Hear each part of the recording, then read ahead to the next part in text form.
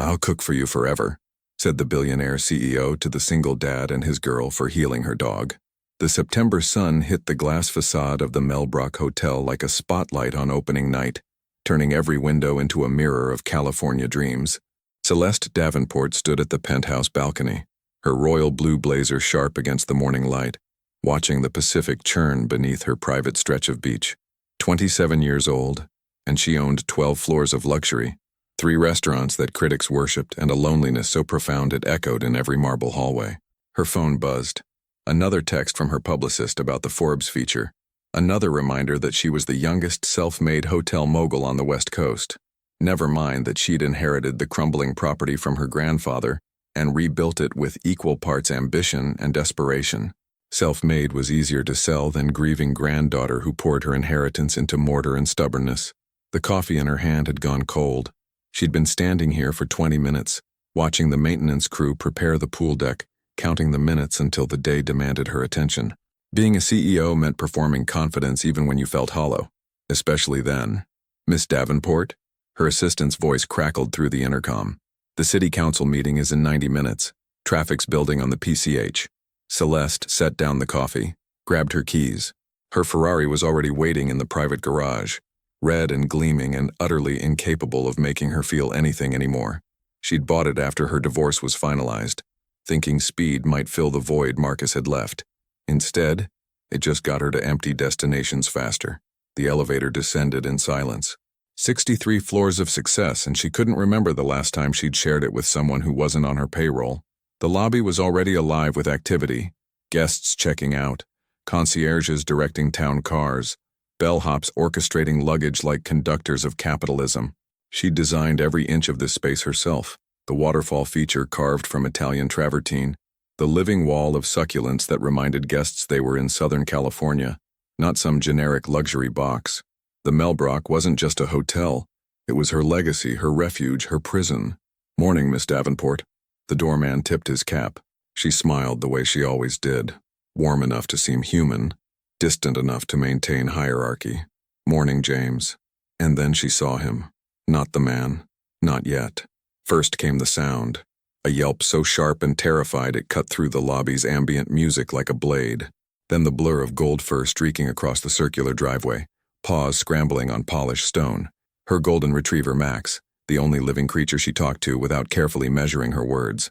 "Max!" She dropped her briefcase, her heels clattering as she ran. "Max, no!" The dog was limping, one front leg held awkwardly, blood matting the fur near his shoulder.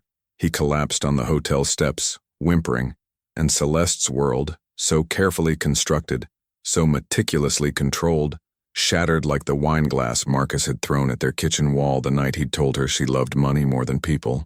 She fell to her knees beside Max, not caring about the blood soaking into her white shorts, her hands already searching for the wound. Oh God, what happened? "James, call the vet. Call Dr. Morrison. Tell him it's an emergency." "Ma'am, let me see." The voice was quiet but certain. She looked up.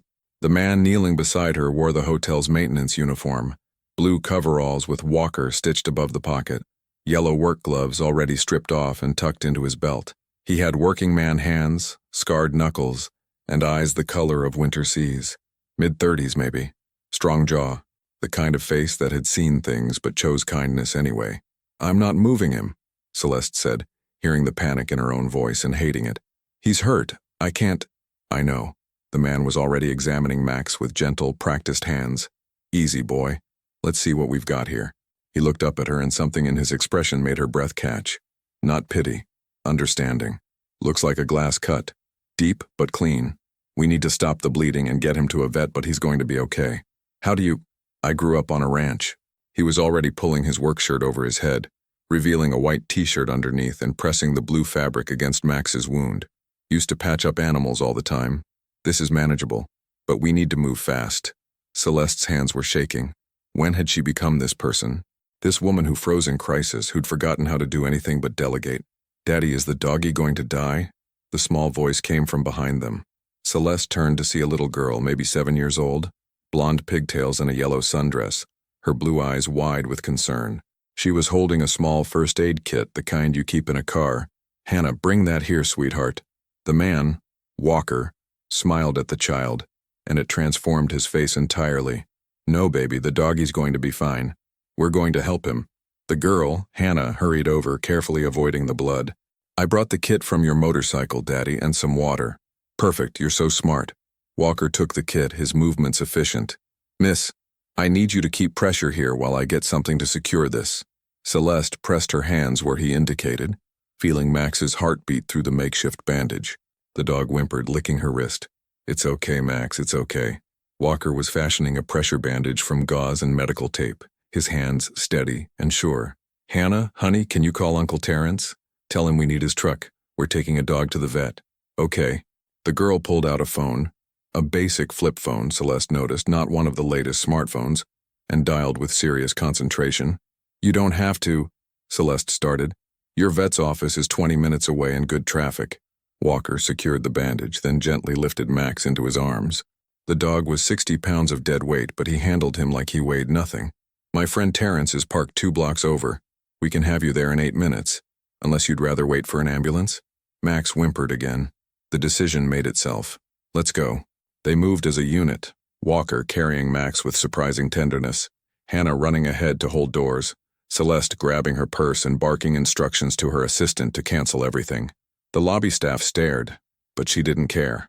Let them see Celeste Davenport with blood on her designer clothes, running through her own hotel like a woman instead of a brand. The truck, a battered Ford that had seen better decades, pulled up within 3 minutes. The driver, a black man in his 40s with a warm smile, didn't ask questions, just opened the back door. "Hop in, where are we heading?" "Morrison Animal Hospital, Palisades Boulevard." Celeste climbed in beside Walker, who'd laid Max across their laps. Hannah scrambled in after, her small hand finding her father's arm. "Terrence, meet Miss Davenport," Walker said as the truck lurched into traffic. "Miss Davenport, my friend Terrence. Call me Celeste."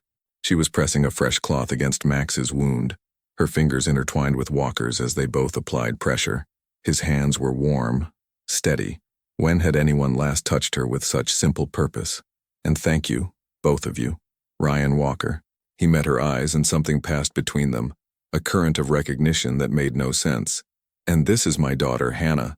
Is your doggie named Max?" Hannah asked, leaning forward. "That's a good name. We don't have a dog because our apartment doesn't allow them, but Daddy says maybe when I'm older." "When you're older and can handle the responsibility," Ryan corrected gently. "Dogs need consistency, Hannibal." "Hannibal," Celeste repeated, and the girl beamed. "That's beautiful. My mama gave me that name," Hannah said, then frowned slightly. "But she's in heaven now. It's just me and Daddy." Ryan's jaw tightened almost imperceptibly, but his voice stayed gentle. "Hannah, remember what we talked about? Some things are private," Hannah recited, then looked at Celeste apologetically. "Sorry. Daddy says I ask too many questions. I think questions are how we learn." Celeste found herself smiling at the child, something loosening in her chest. When was the last time she'd smiled at anyone under 30 without calculating the PR benefit? "Max is 4 years old. I got him right after." She caught herself. Some things were private. A few years ago, the truck careened around a corner, and Ryan's arm automatically went out to steady her. "Sorry. Terrence drives like he's in a Fast and Furious movie." "Hey, I drive like a professional," Terrence called back. "A professional who values time. Despite everything, the blood, the fear, the strange intimacy of this moment." Celeste laughed. Actually laughed. "How long have you worked at the Melbrock, Ryan?" 6 months. He was checking Max's breathing, his fingers on the dog's chest. "Pulse is strong. He's a fighter." "Like his owner," Hannah piped up. "You look like a fighter too. You have strong eyes." Hannah Bell Walker. But Ryan was suppressing a smile. "What?" "She does. Miss Celeste has eyes like when you're working on your motorcycle and you won't stop until it's perfect." Celeste looked at Ryan, really looked at him. There was something familiar in the line of his jaw, the set of his shoulders, something that tugged at her memory like a song she'd forgotten the words to.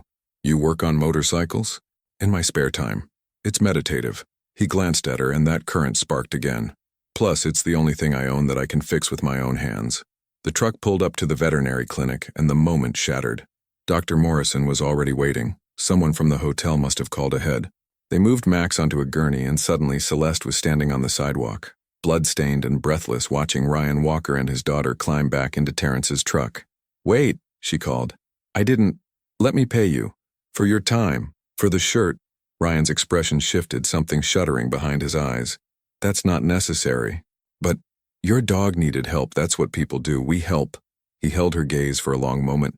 Not everything's a transaction, Miss Davenport. The truck pulled away before she could respond.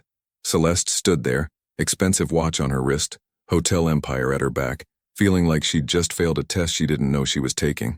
Hannah's small hand waved from the rear window. Celeste waved back. Inside the clinic, Dr. Morrison cleaned and stitched Max's wound while explaining something about glass and nerve damage and infection risks. Celeste heard about half of it. The other half of her attention was still on that truck disappearing down the boulevard, taking with it the only genuine moment she'd experienced in months. He'll be fine, Dr. Morrison was saying. You got him here fast. That made all the difference. It wasn't me. Celeste looked down at her hands. Ryan's blood, Max's blood, was still under her fingernails. It was someone else. Someone who actually knew what to do. 3 hours later, Max was sleeping peacefully in recovery, and Celeste was back in her office, staring at a computer screen that might as well have been written in ancient Greek for all the sense it made. The Forbes interview questions, the city council presentation, the quarterly reports that needed her signature. All of it felt like costume jewelry next to the weight of Ryan Walker's hands guiding hers on that bandage. She pulled up the hotel's employee database. Ryan Walker, age 34, maintenance staff, 6 months tenure, emergency contact, Hannah Walker, daughter, previous employment, various construction firms, a motorcycle repair shop, home address, an apartment complex in Inglewood, no wife listed. Hannah had said her mother was in heaven. Celeste closed the database, feeling like a voyeur, but the questions multiplied like viruses. Why did a man with construction and mechanical skills work as a hotel maintenance worker? Why did that moment feel like meeting someone she'd known her entire life? And why couldn't she stop seeing the way his expression had shuddered when she'd offered money? Not everything's a transaction. Her phone rang. Her publicist. Celeste, where have you been? The Forbes reporter called 3 times. The city council is furious you missed the meeting. What's going on? Family emergency. Celeste heard herself say. Family? You don't have. Max got hurt. A pause. The dog. Yes, the dog. She looked at the blood still staining her shorts. At some point she'd changed her blazer but forgotten the rest. I'm taking the afternoon off. You never take afternoons off. Then it's about time I started. She hung up before her publicist could protest. Then she did something she hadn't done in 3 years. She left her office at 2 in the afternoon, got into her Ferrari, and drove not toward her mansion, but toward the hotel's maintenance wing. Ryan's supervisor, a heavy-set man named Carlos who'd been with the Melbrock since her grandfather's days, looked up in surprise when she appeared in the doorway. Miss Davenport, is everything... Ryan Walker, is he working today? He finished his shift an hour ago. Is there a problem? No problem. She turned to leave, then stopped. Carlos, what's Walker like as an employee? Carlos's expression softened. Best hire I've made in a decade. Shows up early, stays late if there's a problem, never complains. Good with people. Guests love him when he's fixing something in their room. Polite but keeps to himself. Why? Just curious. He's overqualified for the work, if I'm being honest. I asked him about it once. He's got engineering credentials. Could be making 3 times what we pay him. But he said he likes the simplicity. Said complicated stopped working for him a while back. Carlos studied her. He mentioned his daughter needs stability. Good schools in this district. Celeste nodded slowly. A father who'd stepped down from a career for his child's well-being. How many times had Marcus accused her of choosing work over family? She told him they didn't have a family, just a marriage that looked good on paper.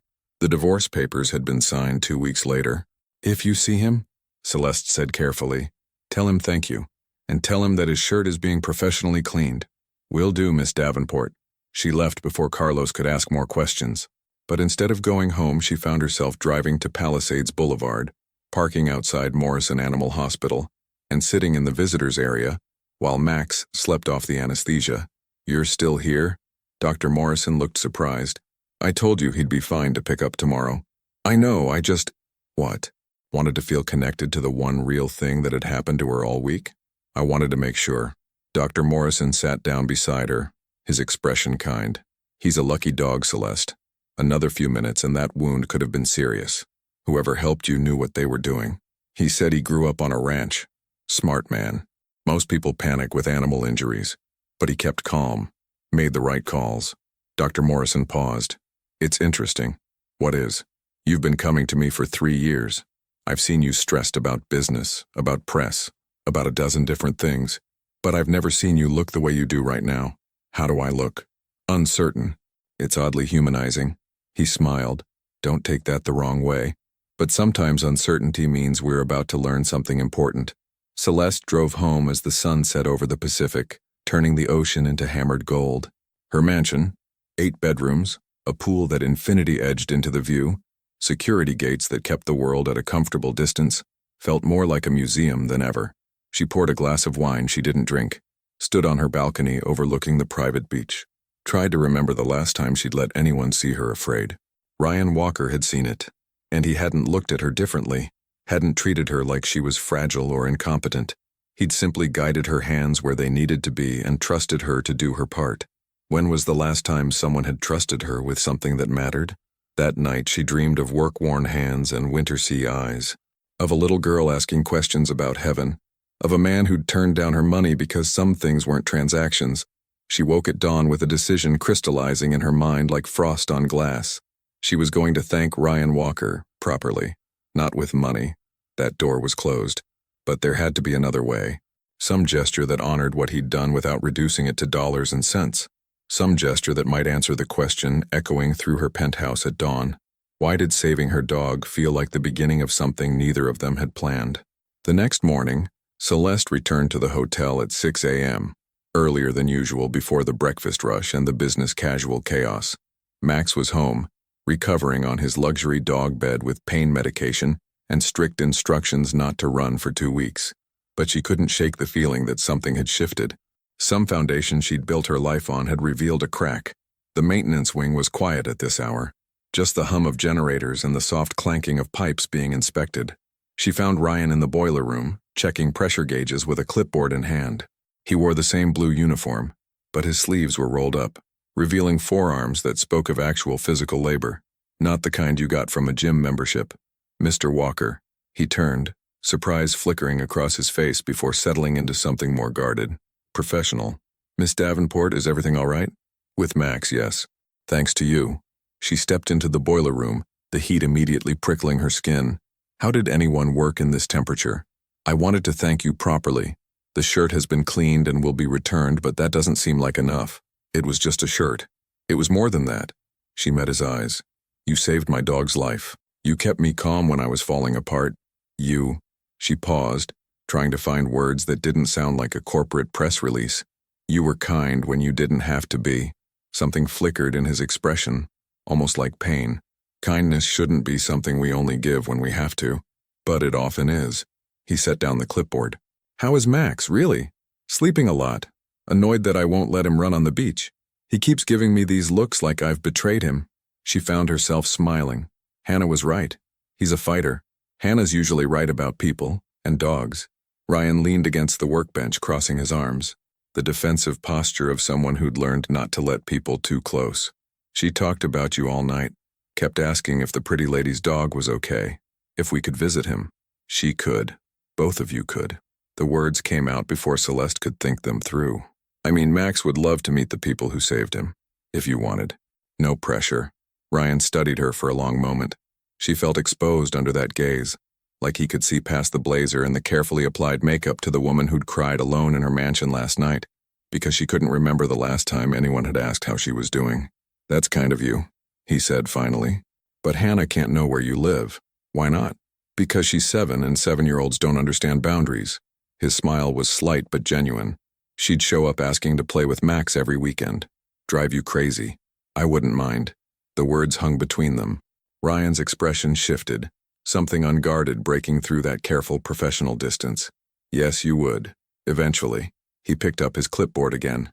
But thank you for the offer. Celeste felt the conversation sliding away from her, like water through her fingers, like every genuine connection she'd tried to make in the past 3 years. Ryan, I should finish this inspection. He gestured at the pressure gauges. Building maintenance doesn't wait. She recognized dismissal when she heard it, but something stubborn in her, the same quality that had rebuilt her grandfather's failing hotel into an empire, refused to let go. My treat. Coffee? Lunch? Whatever works with your schedule. She pulled out a business card, writing her personal cell number on the back. As a thank you. Nothing more. He took the card, his fingers brushing hers. That current again. Electric and immediate. Miss Davenport. Celeste. Celeste.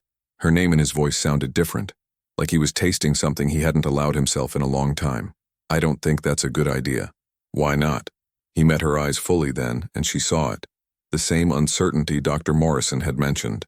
The same question she'd been asking herself since yesterday. Because I'm not who you think I am. I don't think you're anyone. I don't know you. She tilted her head. That's sort of the point of coffee. A smile ghosted across his face. You're persistent. I built a hotel empire before I turned 30. Persistence is my spiritual gift. 30? You're 27, but planning ahead. She gestured at the card in his hand. That's my personal number. Call if you change your mind. Or if Hannah wants to meet Max. The offer stands. She turned to leave, then paused at the doorway. And Ryan? Yesterday, when you said not everything's a transaction, you were right. Some things are just human. This is one of them. She left before he could respond, her heels echoing through the maintenance corridor. Behind her, she heard the soft rustle of him tucking her card into his pocket. Small victories. 3 days passed. Celeste threw herself into work with the single-minded focus that had always been her refuge. The city council presentation was rescheduled and delivered. The Forbes interview happened over lunch at the hotel's Michelin-starred restaurant, where she performed the role of young visionary so perfectly that even she almost believed it. Her publicist called it a triumph. Her accountant confirmed another record-breaking quarter. Her ex-husband sent a passive-aggressive email congratulating her on the Forbes profile, signed Still Marcus, like they were friends who'd amicably parted instead of people who'd said unforgivable things in a Santa Monica courthouse. She deleted it without responding. Ryan didn't call. Max recovered with the resilience of the young and well cared for. By day 4, he was pestering her for walks, his wound healing cleanly. She took him to the private beach, letting him splash in the shallows while she checked email on her phone and pretended she wasn't watching for messages from a number that hadn't appeared. You're being ridiculous, she told herself, throwing a tennis ball for Max. He's an employee. He was being professional. Move on. But the taste of that conversation in the boiler room lingered. The way he'd looked at her like she was a person, not a position. The way his daughter had asked about heaven with the casual honesty children possessed before the world taught them to lie. On day 6, she ran into Hannah Bell Walker in the hotel lobby. The little girl was wearing her yellow sundress again, holding her father's hand, her face lit with wonder as she stared at the marble waterfall feature.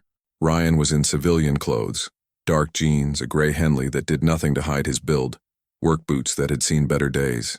He looked tired, good tired, like he'd spent the day doing something he loved. Miss Celeste, Hannah spotted her first, tugging her father's hand. Daddy, it's the doggy lady. Ryan's eyes met hers across the lobby. She saw surprise, wariness, and something else, something that made her pulse quicken.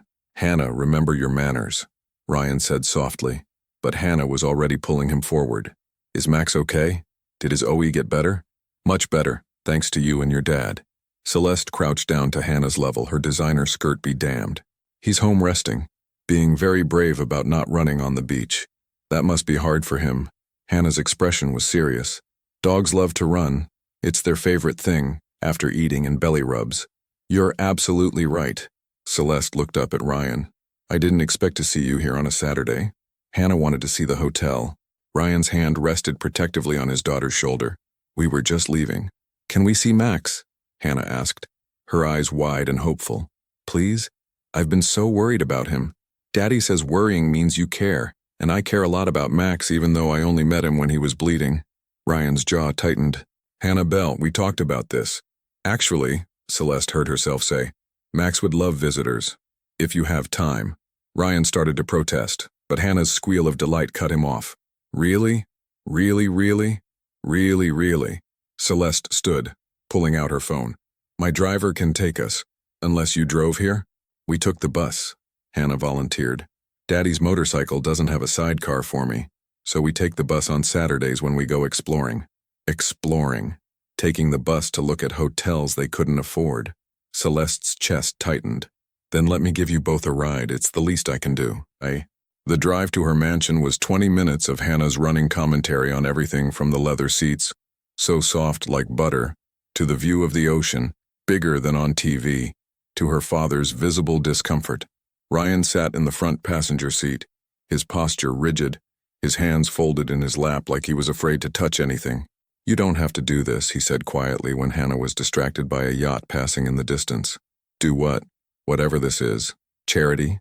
Guilt? Evening the scales." He glanced at her, his expression unreadable. "We helped your dog. That doesn't create a debt." "I know. Do you?" She kept her eyes on the road. "What if it's not about debt? What if I just want to spend time with people who don't want something from me?" That silenced him. The mansion's gates opened automatically, and Hannah's gasp was audible. "Daddy, it's a castle. An actual castle." "It's a house, baby," Ryan said, but his eyes were on the structure. Modern glass and white stone perched on the cliff like a challenge to gravity. An incredibly large house. Celeste pulled into the circular driveway, suddenly seeing her home through their eyes. The koi pond, the sculpture garden, the infinity pool that seemed to pour directly into the Pacific. When had all of this stopped feeling special and started feeling like set dressing for a life she wasn't sure she wanted? Max met them at the door, tail wagging despite the bandage still visible on his shoulder.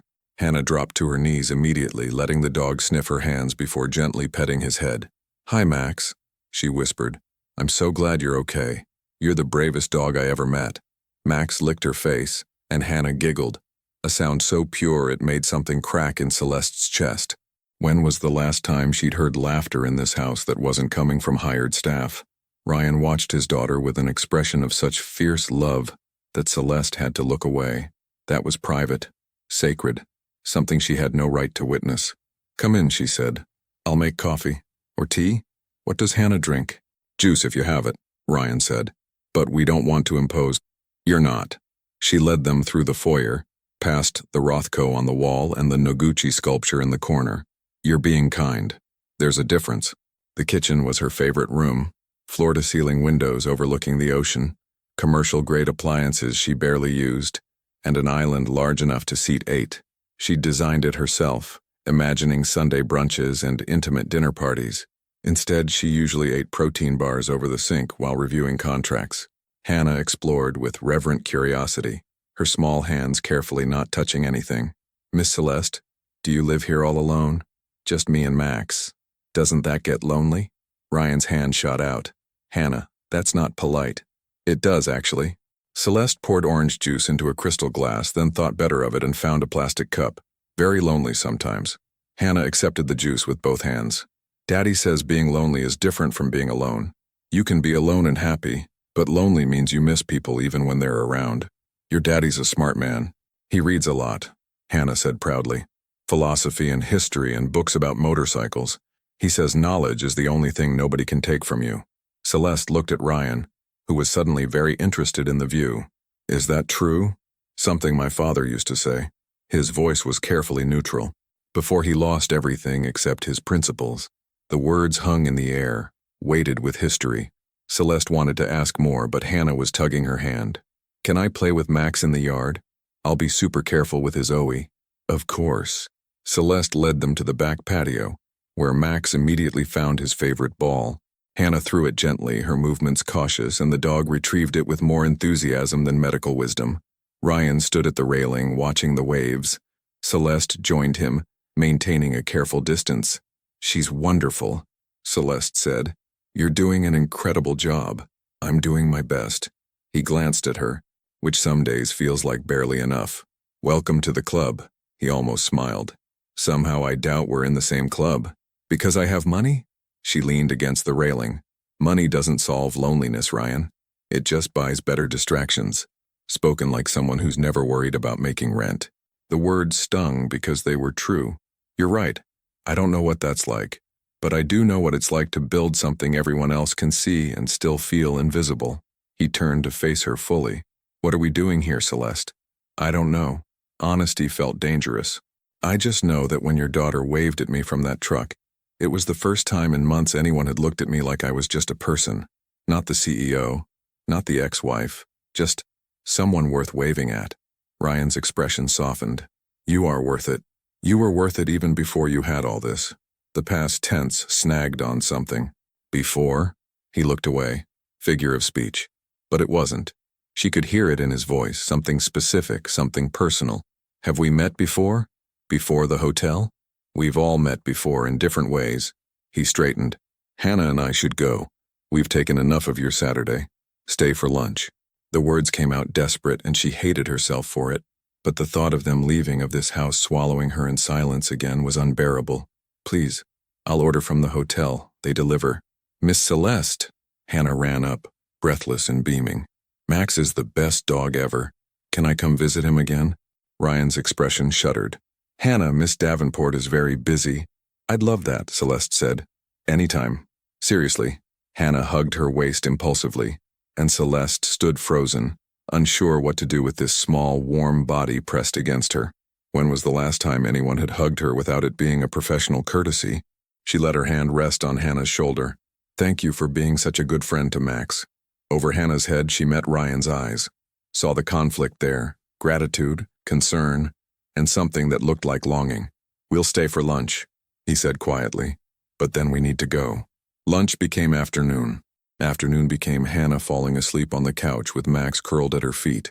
Ryan carried his daughter out to the patio, settling her on a lounger with a blanket, then returned to find Celeste standing at the window, watching them. She has your eyes, Celeste said. She has her mother's spirit, fearless. He poured himself another coffee. Emma died 3 years ago.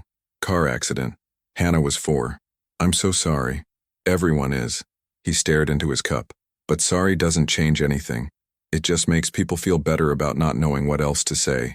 What should they say? He looked up, surprised, and no one's ever asked me that. I'm asking. He was quiet for a long moment. I don't know, maybe nothing, maybe just be present. Most people run from grief. They see it and think it's contagious. Is it? In a way. He set down his cup. It teaches you that nothing's permanent, that everything you love can disappear in a moment. Makes it hard to let anyone close. Celeste understood that in her bones. After my divorce, I couldn't trust anyone's motives. Every person who approached me, I'd wonder, do they want me or what I can give them? What happened? He wanted both, but mostly the empire I was building. She smiled without humor. Turns out when you have to choose between your marriage and your life's work, some people pick the work. I'm one of them. He asked you to choose? He said I was married to the hotel, not him, that I cared more about occupancy rates than his feelings. She turned to face Ryan. He wasn't entirely wrong, but he wasn't entirely right either. How do you know? Because you're here, on a Saturday, with a maintenance worker and his kid instead of doing whatever it is billionaire hotel CEOs do on their days off. He met her eyes. That doesn't sound like someone who only cares about business. The words landed like a key in a lock. Maybe I'm just lonely enough to settle for any company. You don't strike me as someone who settles. He moved closer, and she could smell his cologne. Something woody and understated.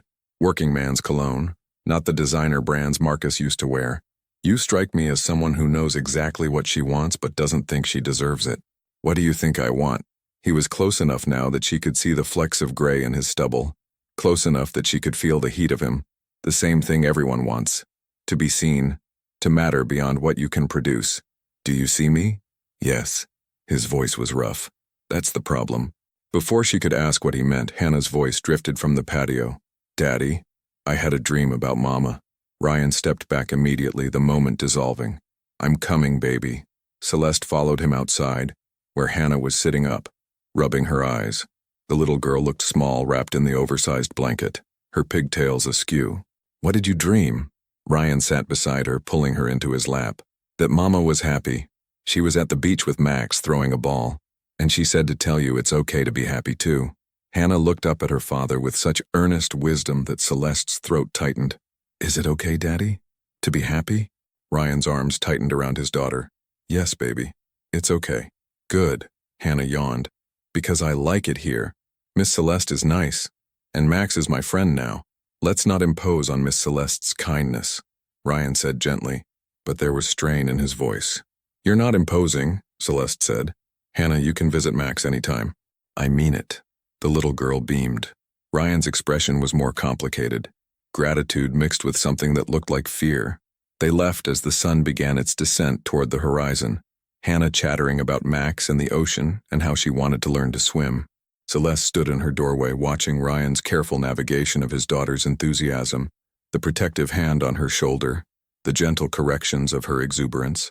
A good father, a better man than anyone she'd dated in years. And there it was, the thought she'd been avoiding since the moment he'd knelt beside her in that hotel driveway. She was attracted to him, not just physically, though there was that too, but to his presence, his steadiness, the way he moved through the world with quiet dignity, despite circumstances that would have embittered lesser men. She closed the door and leaned against it, Max sitting at her feet looking at her with what she swore was judgment. "Don't look at me like that," she told the dog. "It's not like I'm going to do anything about it." Max tilted his head. "He works for me. He's grieving. He has a daughter to think about." She ticked off the reasons on her fingers. "It would be inappropriate, complicated, probably disastrous." Max lay down with a sigh that suggested he'd heard these rationalizations before. Also, he hasn't called, hasn't texted, clearly not interested. She pulled out her phone, staring at the message thread that contained exactly 0 messages from Ryan Walker. So there's nothing to even consider. But as she cleaned up the lunch remains and put away the juice cups and tried to convince herself that today had been nothing special, she kept circling back to one moment, the way he'd looked at her and said, "You're worth it. You were worth it even before you had all this." Even before past tense. Like he knew something she didn't about who she used to be. Monday morning arrived with the subtle violence of reality reasserting itself. Celeste stood in the hotel lobby at 6 a.m., reviewing the week's operational reports on her tablet, when Carlos approached with a concerned expression. "Miss Davenport, do you have a minute?" She looked up. "What's wrong?" "It's Ryan Walker. He requested a schedule change. Wants to switch to the graveyard shift midnight to 8 a.m. Something cold settled in her stomach. "Did he say why?" "Said it works better with his daughter's school schedule, but..." Carlos hesitated. "Between you and me, I think he's avoiding someone. He's been different since Saturday. Distracted. Avoiding her." The realization landed like a stone. She'd pushed too hard, gotten too close, made him uncomfortable in his own workplace. Approved the change. "Are you sure? He's our best daytime maintenance guy. Guests specifically ask for him." "I'm sure." She returned to her tablet, the numbers blurring. "If he needs nights, give him nights." She didn't see Ryan for 3 weeks. He became a ghost haunting the building's bones, fixing pipes and replacing filters and solving problems while she slept. She'd find his work orders in the morning, always thorough, always ahead of schedule. A model employee who'd effectively erased himself from her world.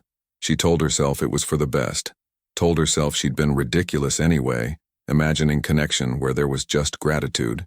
Told herself that a CEO and a maintenance worker had no business pretending their worlds could align. She almost believed it.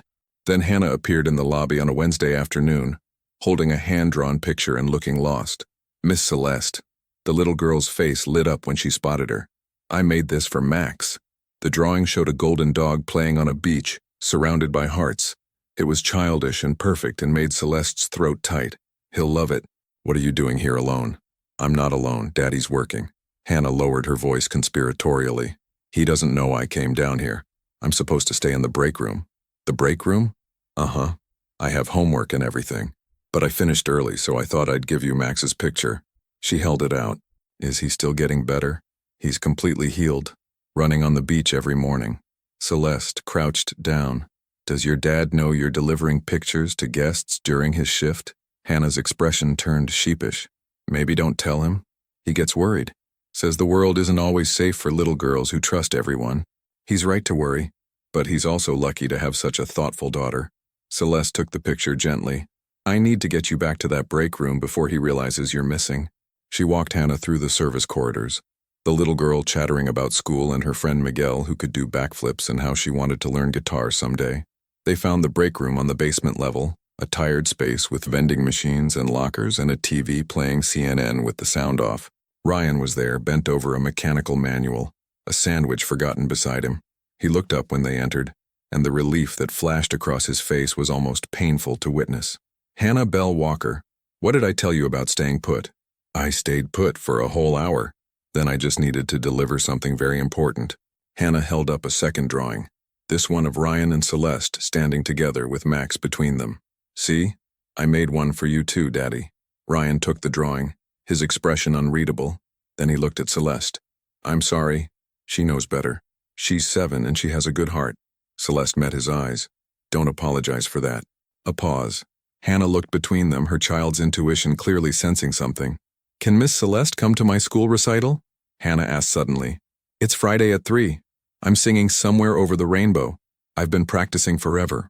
Hannah, I'd love to, Celeste said, surprising herself. If it's okay with your dad. Ryan's jaw worked. She could see the war happening behind his eyes. The desire to protect his daughter from disappointment versus the impossibility of refusing something that would make her happy. If you have time, he said finally. Friday at 3. Inglewood Elementary, room 212. I'll be there.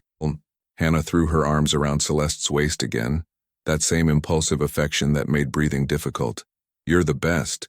Wait till I tell Miguel. He thought I was making you up. After Hannah returned to her homework and Celeste headed back upstairs, Ryan caught her at the elevator. You don't have to come, he said quietly. She'll forget by Friday. Will she? No, but I can handle her disappointment. I've had practice. What if I want to come? Celeste pressed the elevator call button. What if I haven't been to a school recital in a decade and I miss feeling like that kind of thing matters? It only matters if you keep showing up. His eyes were dark. 1 recital, she'll be excited. 2 recitals, she'll expect you. 3 recitals, she'll depend on you. And when you get busy, when the hotel needs you, when real life kicks back in, he stopped. Kids don't understand that adults have limits. You think I have limits when it comes to showing up? I think you have responsibilities that matter more than a 7-year-old school performance. He stepped closer, his voice dropping. I think you're lonely enough to confuse charity with connection. And I think Hannah deserves better than to be someone's project. The words stung because there was truth in them. But not all truth. You're wrong, she said. About some of it. But you're right that I have no business inserting myself into your life, so I won't come on Friday. Tell Hannah I had an emergency. She'll understand. She stepped into the elevator before he could respond, before she could see whether her words had landed the way his had, with the precision of someone who knew exactly where to aim. The doors closed on his expression, and Celeste rode up to her office thinking about projects and connection, and the difference between them. She did not go to the recital on Friday.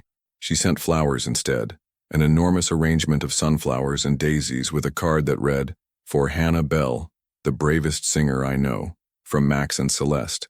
It was the right decision, the professional decision, the decision that maintained appropriate boundaries between employer and employee, between classes, between the person she'd built herself into and the person she sometimes wished she could be.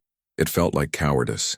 Friday night she sat alone in her mansion, drinking wine and reviewing contracts when her phone buzzed with a text from an unknown number. She sang beautifully, cried a little when she saw your flowers, but understood. Thank you for that. R. Celeste stared at the message for a long time before typing back, I'm sorry. The 3 dots indicating he was typing appeared, disappeared, appeared again. Finally, me too. She waited for more, but nothing came. Just those 2 words hanging in the digital ether, weighted with everything neither of them could say. She poured another glass of wine and stood on her balcony, watching the ocean swallow the moon's reflection. Somewhere across the city, Ryan Walker was putting his daughter to bed, probably reading her philosophy or history or books about motorcycles, teaching her that knowledge was the only thing nobody could take away. And here she was, with an empire and an empty house and the growing certainty that she'd made the wrong choice. But wasn't that always the way? The right choices felt wrong, and the wrong choices felt like coming home. She went to bed thinking about work-worn hands and winter sea eyes and a little girl who drew pictures of people standing together like family.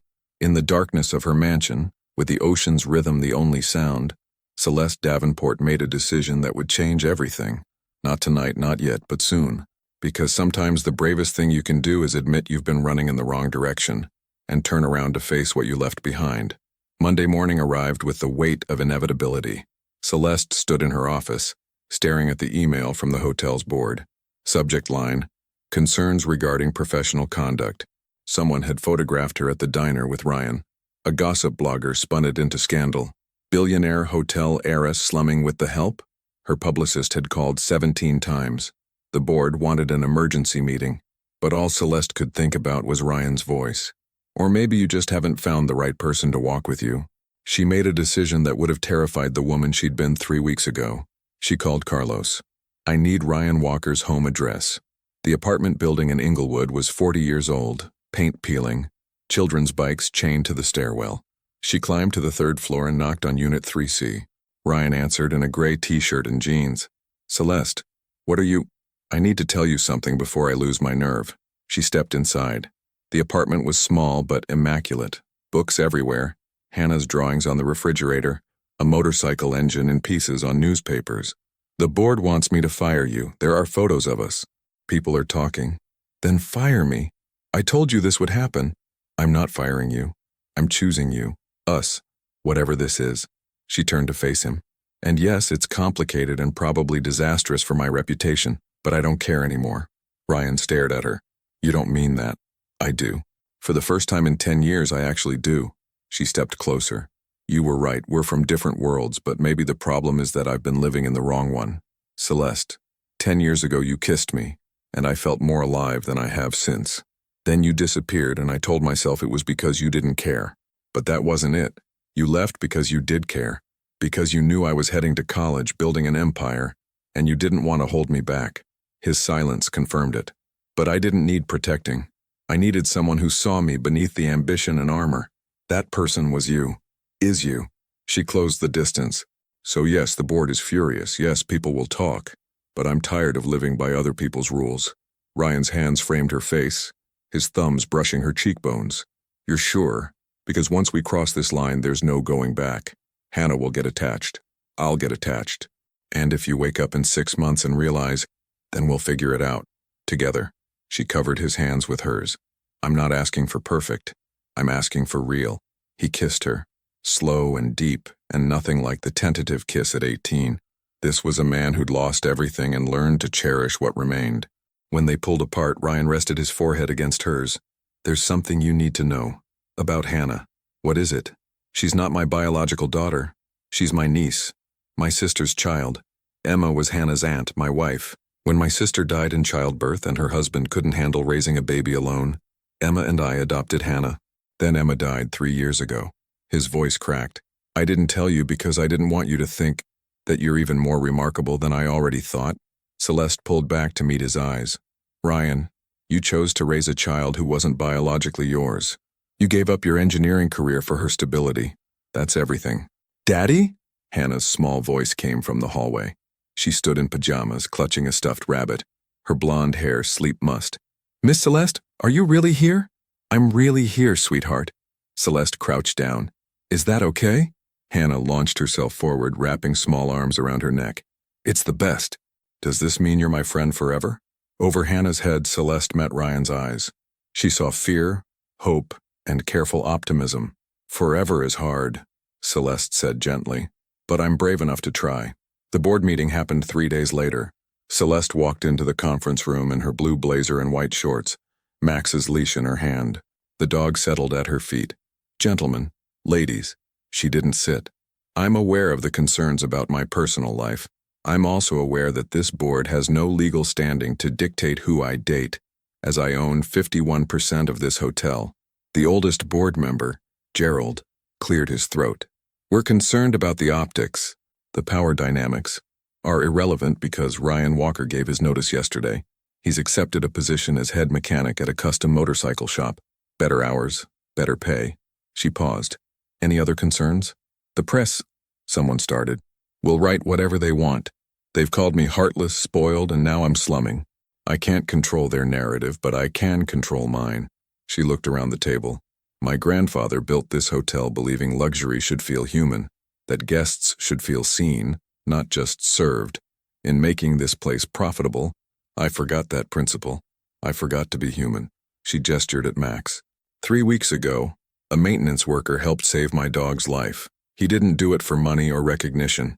He did it because it was right. And I remembered, the most valuable thing we can offer each other isn't service. It's presence, attention, care. That's touching, another board member said dryly, but it doesn't address the PR nightmare. Then fire me, vote me out because I'm not ending this relationship to protect a reputation I'm not sure I want anymore. Silence. Gerald spoke first. Your grandfather would have loved this. You, standing here choosing principle over profit. He believed success meant nothing if you couldn't look yourself in the mirror. I think he'd be proud. One by one, the other board members nodded. As she left, Gerald caught her arm. I met your young man. He brought Hannah to see the hotel's kitchen last week. She wants to be a chef someday. He's good people, Celeste. 6 months later, Celeste stood on the beach behind her mansion watching Ryan teach Hannah to surf. The little girl was fearless, throwing herself at waves while Ryan hovered nearby. Max barked from his spot on the sand as Hannah successfully rode a wave to shore. "Did you see? Did you see?" Hannah ran up, dripping and triumphant. "I stood up for 3 whole seconds. I saw, you were amazing." Celeste wrapped her in a towel. "Maybe next time you'll beat your dad's record." "I definitely will," Hannah grinned. "Are we still having dinner with Uncle Terrence tonight?" "Wouldn't miss it." Hannah ran back to the water, and Ryan emerged from the surf, board under his arm. "You're staring," he said, grinning. "I'm appreciating." She handed him a towel. "Hannah's getting good. She has her mother's courage, both of them." He pulled her close, water droplets catching the afternoon sun. "Emma would have liked you. She always said I needed someone who'd challenge me. My publicist called. Forbes wants a follow-up article. Are you going to do it? Only if you and Hannah are in it. Because this is the story. Not the hotel. Not the empire. The fact that I was brave enough to choose love over legacy. You didn't choose love over legacy. You chose to redefine what legacy means." Hannah's voice carried across the beach. "Daddy, Miss Celeste, come see. I found a perfect shell." They walked hand in hand toward the water, Max bounding ahead, and Celeste thought about paths and choices and the difference between the life you plan and the life that finds you when you're brave enough to be found. She'd spent 10 years building an empire, and it had taken one bleeding dog, one good man, and one 7-year-old girl to teach her that the real empire was this. Moments like these, people who saw you, love that didn't require you to be anyone other than who you were. That night, after Hannah was asleep and Terrence had left with promises to beat them at surfing, Celeste and Ryan sat on the patio watching the moon paint silver across the Pacific. "I've been thinking," Ryan said, "about the garage, about expanding, teaching classes for kids who want to learn mechanics." "That sounds perfect." Celeste laced her fingers through his. "I've been thinking about creating a scholarship program for hospitality students from underserved communities. Look at us. Reforming the world one good intention at a time. We have to start somewhere." She rested her head on his shoulder. "Ryan, thank you for not giving up on me. Thank you for being brave enough to jump." He kissed her temple, even when you couldn't see the landing. Inside, Max barked. Hannah was awake. They stood together, and Ryan took her hand, pulling her toward the house, toward the little girl who'd somehow become theirs, toward the messy, imperfect, absolutely real life they were building. Celeste Davenport had spent her 20s chasing success. Now, at 27, she'd finally learned that success wasn't something you built alone in a glass tower. It was something you found in moments like these, in the sound of a child laughing, in the touch of a good man's hand, in the choice to be vulnerable enough to be loved. She'd traded her empire for a family, and discovered she'd never been richer.